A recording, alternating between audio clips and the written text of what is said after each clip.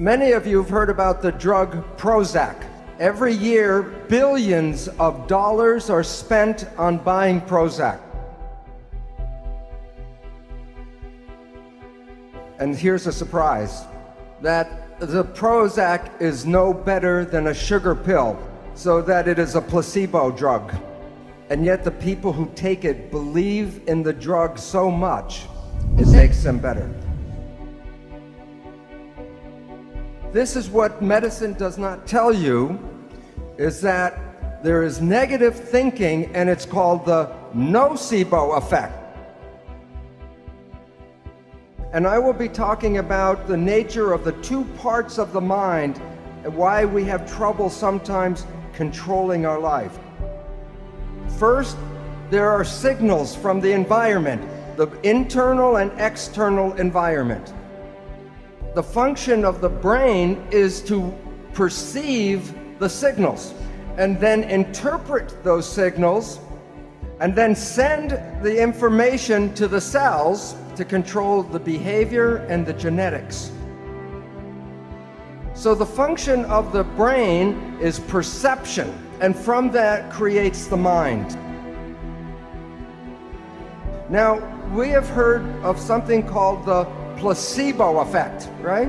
The placebo effect is when you have a very positive thought that something can heal you, even if you don't know it, but it's a sugar pill, but you believe it's the real medicine, then you can heal yourself with that. So the pill didn't heal you, it was the thought that healed you.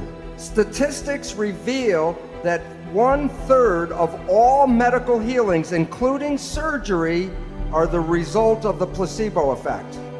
Now, the issue is that the placebo effect is when you have positive thinking. What about negative thinking? And this is what medicine does not tell you, is that there is negative thinking, and it's called the nocebo effect. And in the same power that positive thinking can heal you, negative thinking can kill you. They're both the same effect. One is more positive, one is more negative, but the effects are exactly the same on your health. One will heal you, and the other can make you sick. The point is that negative thinking can create all the effects of chemotherapy. Now think about this. If a doctor tells you you have a disease, or the doctor tells you you're going to die, and you believe the doctor because he's the professional, the belief will give you a disease and can cause you to die. So belief becomes an important part of medicine. Many of you have heard about the drug Prozac. Every year, billions of dollars are spent on buying Prozac. And here's a surprise, that the Prozac is no better than a sugar pill, so that it is a placebo drug. And yet the people who take it believe in the drug so much, it makes them better. So if you believe that something is good for you, it will be good, and if you believe that it's harmful for you, it will be bad. So if we were growing up and programmed with stronger beliefs, we would be more powerful than we are now.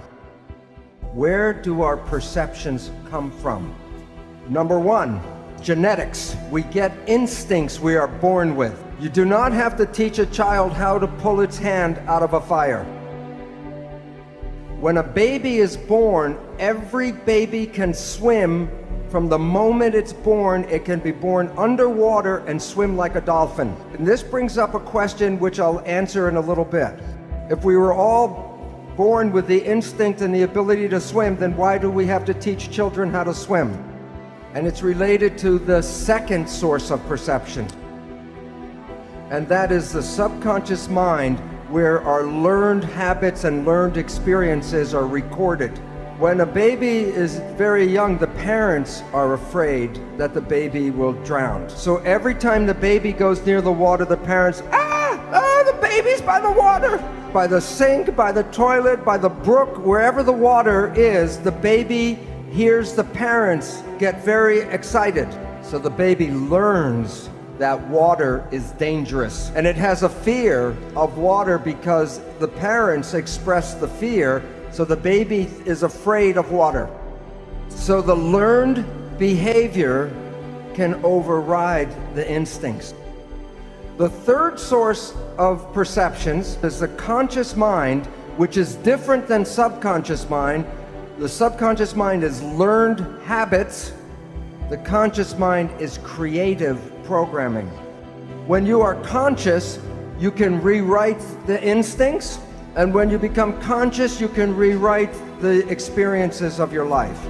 So that it is important to recognize that what we are not using enough of in our world today is consciousness.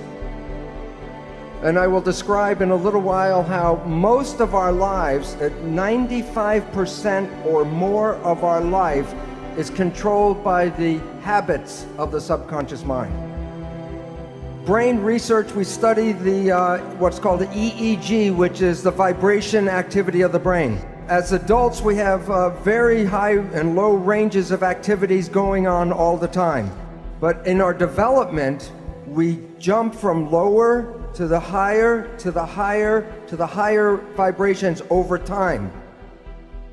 For the first 2 years, from before birth to the first 2 years, we are in the lowest frequency.